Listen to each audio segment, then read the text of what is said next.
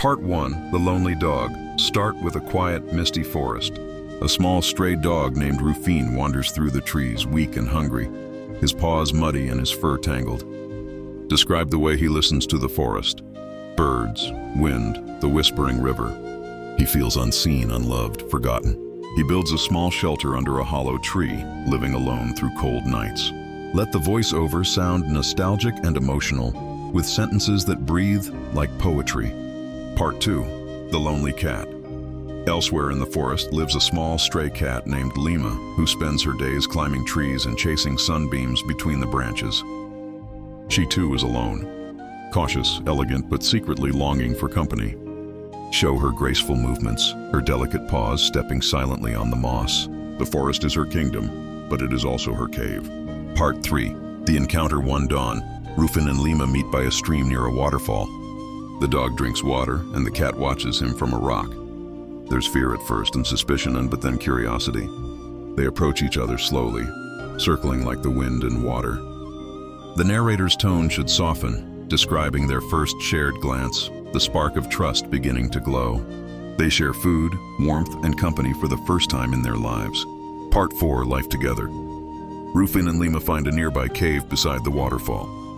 They make it their home. Describe vividly how they decorate it with leaves, branches, feathers, symbols of their friendship. They sleep side by side through storms, hunt together, and learn each other's ways. Let there be small, heartwarming scenes. The cat cleaning the dog's fur.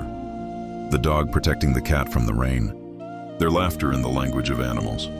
Over time, they fall asleep every night to the sound of the same waterfall. Their lullaby. Part 5, New life seasons change. The cat gives birth to tiny kittens. The dog becomes a father to them in spirit. Describe the joy and wonder of new life. Their home fills with tiny meows and playful barks. The fire they built at the cave's entrance glows at night, a symbol of warmth and unity. The narrator's voice should grow warmer, slower, more heartfelt. Part 6, The Fire and the Test. One night, lightning strikes a nearby tree. The forest trembles.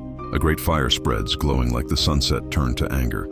Inside the cave, Rufin and Lima awaken to smoke. They rush to protect their babies, guiding them out to the river's edge. Describe the chaos, the heat, the roar, the desperate courage. But together, they save their young. When the storm passes, the forest is scarred, but the waterfall still sings.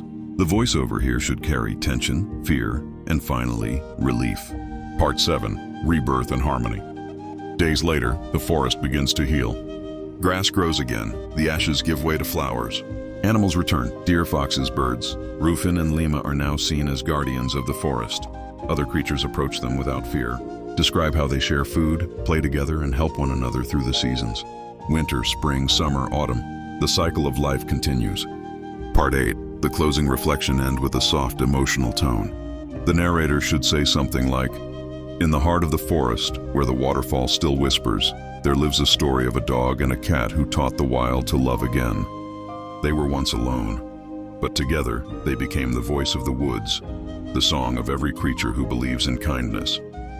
Finish with ambient sounds, the wind through the leaves, the call of an owl, the soft purring of the cat, and the steady breathing of the dog beside her.